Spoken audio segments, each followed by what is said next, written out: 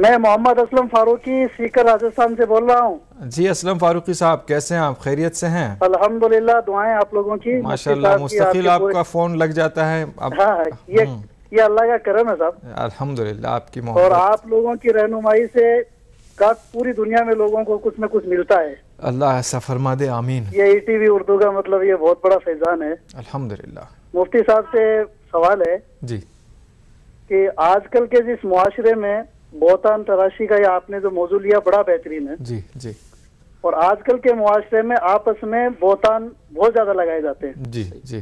اور خاص کر کے جادو کا بہتان بہت لگتا ہے۔ اچھا تقریباً ہر جگہ، ہمارے بھی راجستھان میں بھی ادھر ایسا ہوتا ہے اچھا کہ جب بھی کوئی بات ہوتی ہے تو اس نے اس پہ جادو کرا دیا، اس نے اس پہ جادو کرا دیا۔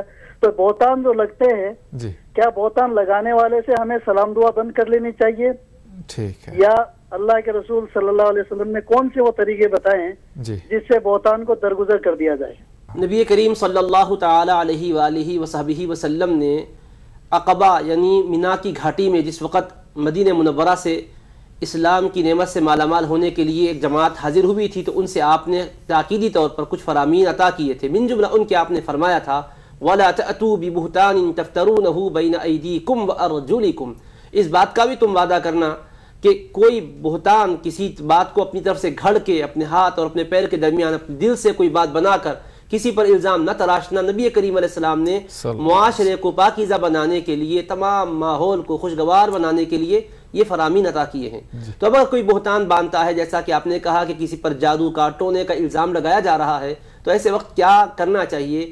تو ہمیں دو باتیں قرآن کریم اور احادیث کریمہ سے ملتی ہے۔ ایک تو بنیادی بات تو یہ ہے کہ اصلاح کرنی چاہیے، اور اصلاح کا کیا طریقہ ہونا چاہیے؟ ادفع باللتی ہی احسن فاذا الذی بینک وبینہ عداوۃ کانہ ولی حمیم۔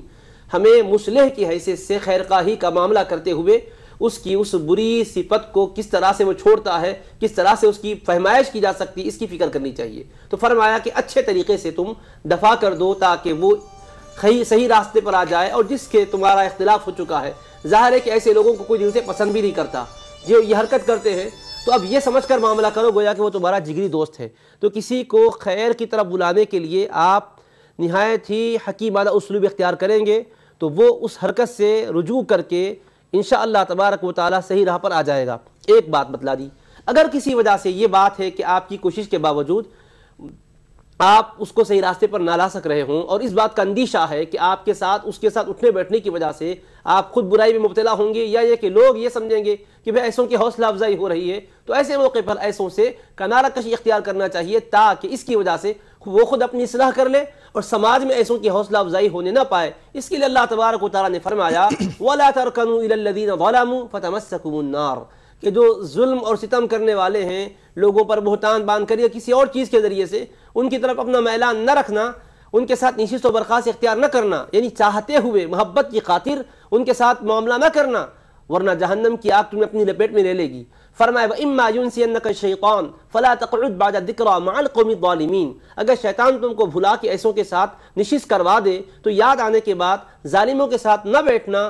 اللہ تبارک و تعالیٰ نے یہ نصیحت فرمائی ہے۔ لیکن ایک بات ذہن میں رکھ لیجئے کہ جو لوگ ایسے لوگوں کے ساتھ دوری اختیار کرنے کی وجہ سے ان کی اصلاح ہو سکتی ہے، اور سماج میں ان سے لوگ دور ہو کر اس طرح سے معاملہ کریں گے تو نتیجتاً وہ صحیح راہ پر آئیں گے، تو یہ بہتر ہے۔ لیکن فی زمانہ ہم تو یہ کہیں گے کہ ایسوں کے ساتھ دوری اختیار کرنے کے بجائے آپ حکمت کے ساتھ ان کو سمجھاتے رہیے۔ کیا عجب کہ آپ کی بات اللہ تبارک و تعالیٰ اخلاص کے ساتھ جو نکلتی ہے ان کے دل میں ڈال دے اور ان کی اصلاح ہو جائے۔